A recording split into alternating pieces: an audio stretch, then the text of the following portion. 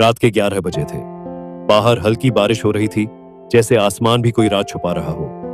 आरव अपनी बालकनी में खड़ा था, हाथ में फोन और स्क्रीन पर रिया की फोटो। चेहरे पर मुस्कान थी, लेकिन दिल में हल्का सा शक भी। रिया, उसकी गर्लफ्रेंड, और विकास, उसका सबसे अच्छा दोस्त। तीनों की दोस्ती किसी फिल्म की परफेक्ट कहानी जैसी लगती थी। साथ में हंसी, मस्ती और एंडलेस बातें। रिया अक्सर कहती, तुम दोनों मेरे लिए सबसे इंपॉर्टेंट हो। आरव हर बार ये सुनकर खुश हो जाता। उसे लगता था कि उसकी दुनिया पूरी है।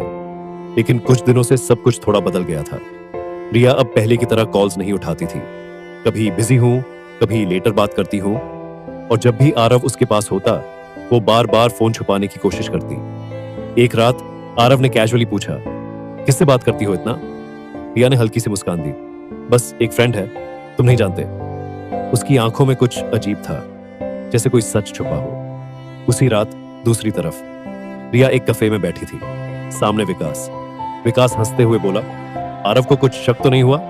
रिया ने धीरे से सिर हिलाया, नहीं, वो हम पर आंख बंद करके ट्रस्ट करता है। दोनों के बीच एक खामोश समझौता था, और वही इस कहानी का सबसे बड़ा राज था। दिन गुजरते गए, आरव को छोटे छोटे चेंजेस दिखने लगे। विकास, जो हर बात शेयर करता था, अब कुछ छुपाने लगा था।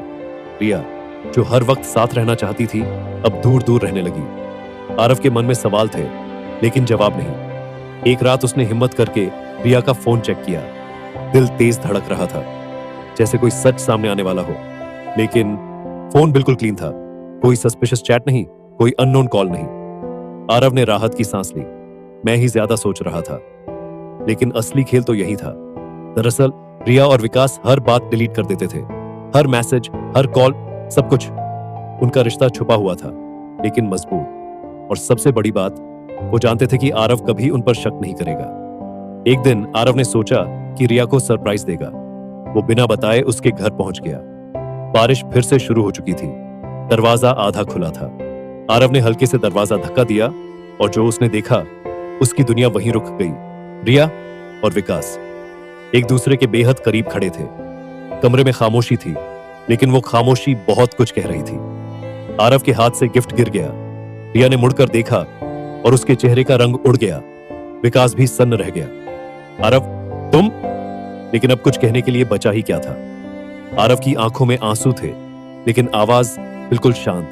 तुम दोनों? उसने विकास की तरफ देखा। तू तो मेरा भाई था। और फिर रिया की तरफ, और तुम मेरी दुनिया। कोई जवाब नहीं था, बस खामोशी और टूटे हुए भरोसे की आवाज। उस दिन आरव ने कुछ और नहीं कहा, वो बस मुड़ा और चला गया। बारिश तेज हो चुकी थी, लेकिन अब उसे फर्क नहीं पड़ रहा था। चलते चलते उसने बस एक बात सोची, धोखा अजनबी नहीं देते, धोखा हमेशा अपने ही देते हैं। और उसी पल उसकी कहानी खत्म नहीं हुई, बल्कि शुरू हुई एक ऐसे इंसान की जो अब किसी पर आसानी से भरोसा नहीं करेगा।